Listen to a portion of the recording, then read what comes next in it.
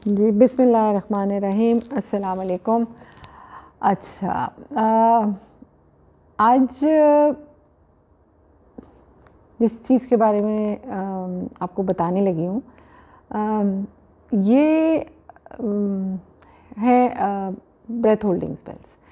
अब अक्सर इस चीज़ को जो सांस रोक लेते हैं बच्चे, सांस रोक लेते हैं और फिर उसके बाद एक शोर शराबा मच जाता है। बच्चे सांस क्यों रोकते हैं? बच्चे गुस्से में भी सांस रोकेंगे, किसी परेशानी में भी।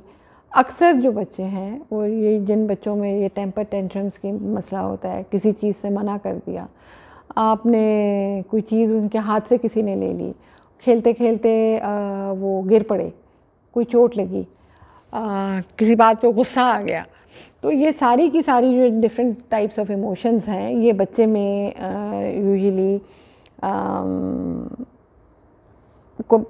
अक्सर जो हमारे जो फ्रीक्वेंटली देखा गया है, जो पेरेंट्स हिस्ट्री भी देते हैं, वो ये कि बच्चा ज़ोर से रोया, गिरा तो ज़ोर से रोया, उससे किसी ने चीज़ छीन ली तो वो ज़ोर से रोया, और वो ज़ोर से जो रोते हैं उसके बाद वो सांस रोकते हैं और फिर दोबारा सांस नहीं लेते।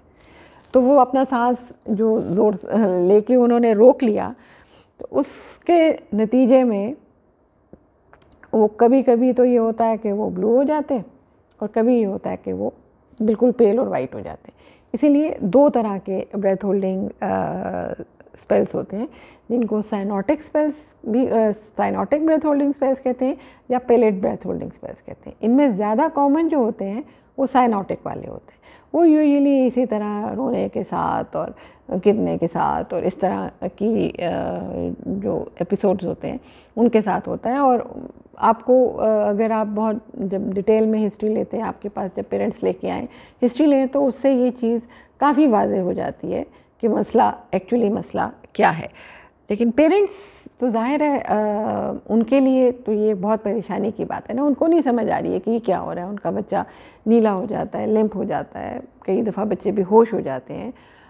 कई बच्चों को जो अगर ये खुदा ना खास्ता, यूजुअली तो बहुत थोड़ी ड्यूरेशन का होता है, लेकिन अगर रिवाइव ना हो रहा हो, बच्चा सांस लेना ना शुरू करे, तो उसमें बहुत रेयरली बॉडी की ट्विचिंग वगैरह और लिम्स की ट्विचिंग वगैरह भी होना शुरू हो जाती है, जो कि एक पेरेंट्स के लिए एक बड़ी अलार्मिंग सिचुएशन हो जाती है। आप खुद सोचिए ना कि बच्चा अभी 1 मिनट पहले बच्चा खेल रहा है या भाग रहा है या रो रहा है और फिर उसने सांस लेना बंद कर दिया, उसकी हार्ट बीट इरेगुलर होना शुरू हो गई, उसका कलर चेंज हो गया, या वो बिल्कुल नीला पड़ गया या वो बिल्कुल पीला पड़ गया, बहुत पेल हो गया, और कभी रेयरली ये लिम्प हो जाते हैं, बेहोश हो जाते हैं।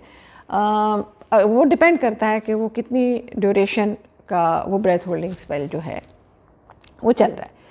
अब इसमें भी जैसे मैंने अपनी पिछली वीडियो में बताया था, इसके भी यूजुअली कोई न्यूरोलॉजिकल इफ़ेक्ट्स बाद में कोई डेफिसिट्स वगैरह इसकी वजह से नहीं होते, लेकिन जैसे फेब्राइल फिट्स में होता है कि फिर पॉजिटिव फैमिली हिस्ट्री होती है, ब्रेथ होल्डिंग स्पेल्स में भी दिस ऑल्सो होल्ड्स ट्रू कि इसमें भी अक्सर आपको पॉजिटिव फैमिली हिस्ट्री मिलेगी कि हाँ, कोई कज़न था या मामू था या चचा था या बड़ा भाई था या बड़ी बहन थी, कोई ना कोई बच्चा जो है उसमें ये ब्रेथ होल्डिंग स्पेल्स की आपको हिस्ट्री मिल रही होती है।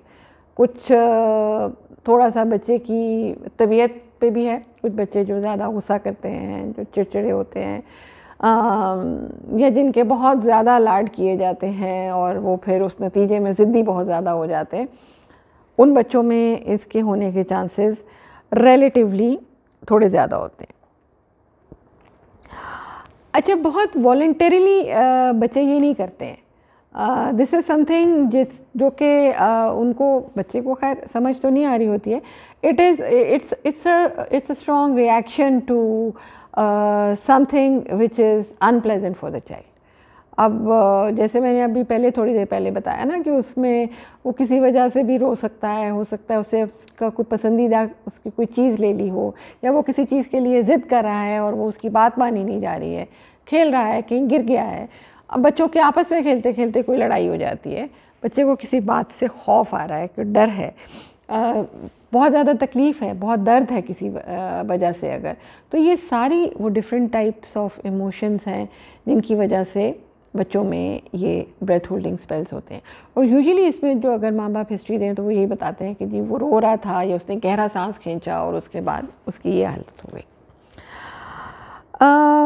इसकी भी वो फेब्राइल फिट्स की तरह इसकी भी एक एज ग्रुप है। इसमें ये भी 6 माह से पहले ब्रेथ होल्डिंग स्पेल्स आपको नहीं मिलेंगे।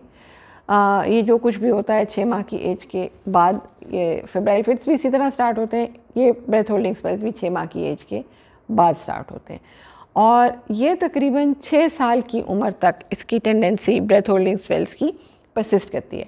लेकिन इसका पीक इंसिडेंस जो होता है ना, सबसे ज़्यादा कॉमनली या आपको मिलेगा कोई 1.5 से 2.5-3 साल की एज की उम्र के बच्चों में, और मैक्सिमम इसका इंसिडेंस तकरीबन 2 साल के अराउंड होता है।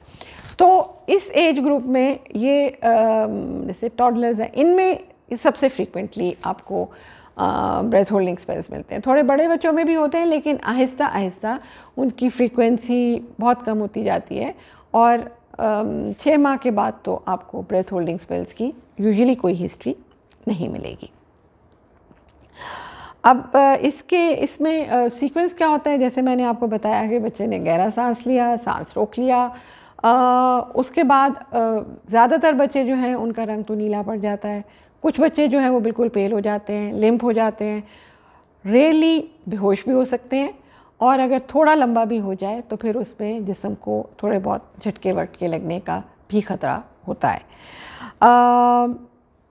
यूजुअली इसका इंसिडेंस अगर आप एक जनरल पॉपुलेशन में देखें तो हेल्दी बच्चों में, ज़रूरी नहीं है इसके लिए कोई बीमार होना नहीं होता कि ये जी बीमार बच्चों में ही होते हैं, बिल्कुल हेल्दी नॉर्मल बच्चों में भी ये ब्रेथ होल्डिंग स्पेल्स होते हैं।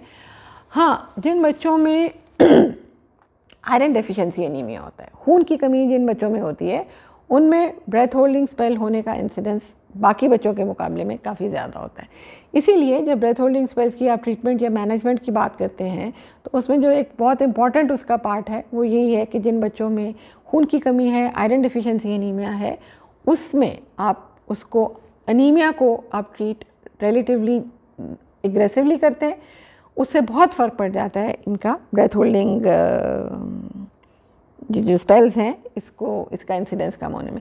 तो इसीलिए जिन बच्चों में ये ब्रेथ होल्डिंग स्पेल्स हो रहे होते हैं, आपको ज़्यादा इन्वेस्टिगेशंस नहीं, सिर्फ एक ये ब्लड कंप्लीट पिक्चर करा के अनीमिया को ज़रूर रूल आउट करना होता है, उसकी नोयत देखने की ज़रूरत होती है, और फिर उसके हिसाब से आपने ट्रीटमेंट करनी है। ब्रेथ होल्डिंग स्पेल्स की हिस्ट्री जिन बच्चों में होती है उनमें कोई बहुत डिटेल इन्वेस्टिगेशंस की ज़रूरत नहीं होती है। एक जैसे मैंने आपको बताया कि आयरन डेफिशिएंसी एनीमिया को आप ज़रूर रूल आउट कर लेते, और बाकी और कोई ख़ास आपका एक दफ़ा अपने बच्चे को अपने डॉक्टर से, उसके पीडियाट्रिशियन से ज़रूर इवेलुएट करवा लीजिए, सो दैट वो उसका एक वो डायग्नोसिस बन जाए, उसको कंफर्म वो आप डॉक्टर भी आपको कर दे कि हाँ जी आपके बच्चे को ये ब्रेथ होल्डिंग स्पेल्स ही होते हैं। अनीमिया रूल आउट करना बहुत ज़रूरी है टेस्ट से, और अनीमिया की ट्रीटमेंट भी ब्रेथ होल्डिंग स्पेल्स की मैनेजमेंट का एक इम्पॉर्टेंट हिस्सा है। अब ब्रेथ होल्डिंग स्पेल्स स्केरी बहुत होते हैं, लेकिन ये याद रखिए कि ये हार्मलेस है। इनके साथ बच्चों में कोई न्यूरोलॉजिकल डेफिसिट्स वगैरह यूजुअली 99 टाइम्स आउट ऑफ 100 कुछ नहीं होता। हाँ, खुदा न खासा अगर वो लंबा हो जाता है तो फिर आपने बच्चे को इमरजेंसी में लेके जाना है, डॉक्टर के पास लेके जाना है। नॉर्मल इसकी ड्यूरेशन तकरीबन 1 मिनट के करीब होती है। आप कुछ भी ना करें, बस बच्चे को साइड पे लिटा दें, करवट पे लिटा दें, तो भी चांसेस ये हैं कि थोड़ी देर में वो खुद ब खुद बेहतर हो जाएगा। इसके साथ एसोसिएटेड नॉर्मली ब्रीदिंग इनकी एरेटिक सी हो जाती है, हार्ट रेट की इरेगुलरिटीज़ भी थोड़ी बहुत हो जाती हैं, लेकिन जैसे ही ये स्पेल ओवर हो रहा होता है तो आप देखेंगे उसकी बच्चे की ब्रीदिंग नॉर्मल होना शुरू हो जाती है। ब्रेथ होल्डिंग स्पेल्स में एपिलेप्सी का इंसिडेंस नहीं बढ़ता। कुछ लोगों का ख्याल ये होता है कि जी जिन बच्चों को ये सांस रोकने की बीमारी होती है उनको लेटर एज में जाके एपिलेप्सी का ख़तरा बढ़ जाता है, ऐसी कोई बात नहीं है।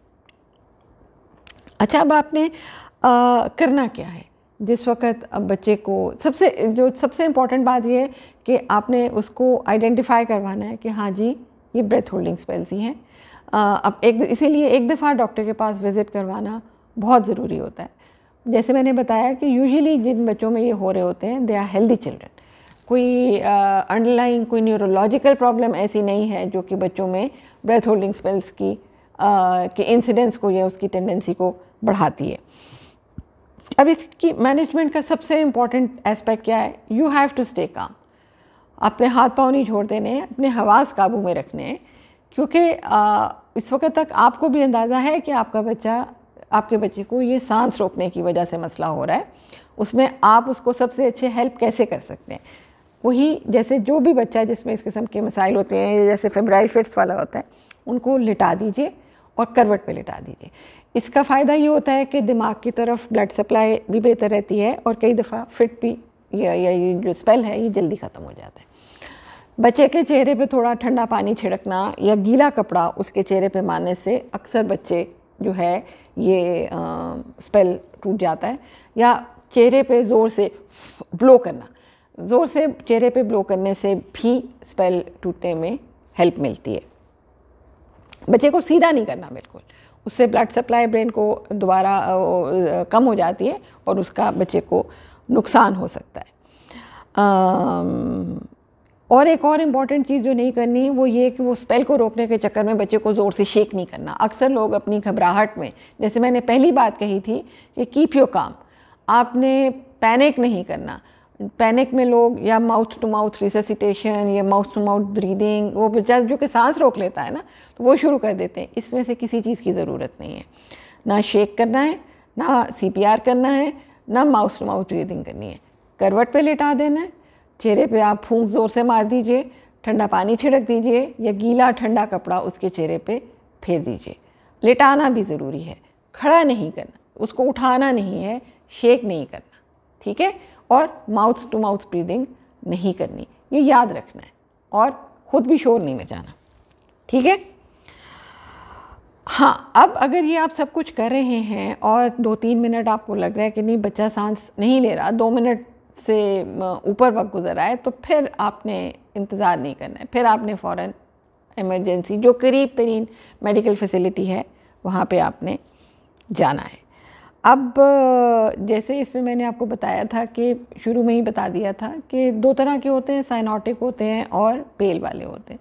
साइनोटिक इनमें से ज़्यादा कॉमन होते हैं, वो पेरेंट्स घबराओ उससे ज़्यादा जाते हैं क्योंकि उसमें कलर चेंज हो जाते हैं, ब्लू हो जाते हैं बच्चे।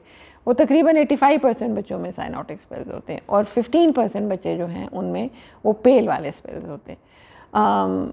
वजह दोनों में तकरीबन एक ही तरह की होती है, सिर्फ उनकी प्रेजेंटेशन डिफरेंट होती है। अब आपने हर स्पेल के ऊपर डॉक्टर के पास नहीं जाना। आपने अपने एक दफ़ा तो आपने ज़रूर दिखा लिया, इवेल्युएट करवा लिया, वजह जानने की भी कोशिश ज़रूर कीजिए, और फिर उसके बाद जैसे आपका डॉक्टर आपको समझाता है, कुछ तो मैंने आपको स्टेप्स बता दिए ना कि लिटा दीजिए, करवट पे कर दीजिए, मुंह ज़रूर देख लें कि उसके मुंह में कोई खाने पीने की चीज़ ना हो, अगर कुछ है तो वो क्लियर कर दीजिए। चेहरे पे ज़ोर से ब्लो करना, पानी छिड़कना चेहरे के ऊपर, या गीला ठंडा कपड़ा उसके चेहरे पे फेरना, ये सारी चीज़ें बच्चे को हेल्प करेंगी, स्पेल को शॉर्टन करेंगी। माउथ टू माउथ ब्रीदिंग नहीं करनी, बच्चे को अपराइट नहीं करना और उसको शेक नहीं करना, ये 3-4 चीज़ें आपने बिल्कुल नहीं करनी, ठीक है? अब आपने डॉक्टर के पास एक दफ़ा तो आपने दिखा लिया, बार बार नहीं जाना। बार बार अगर जाने की सूरत हाल होती है तो वो सिर्फ उस सूरत में है कि अगर बच्चे को बहुत फ्रीक्वेंटली ब्रेथ होल्डिंग स्पेल्स होने शुरू हो जाते हैं या स्पेल्स की ड्यूरेशन बहुत लंबी होने लग जाती है, ठीक है?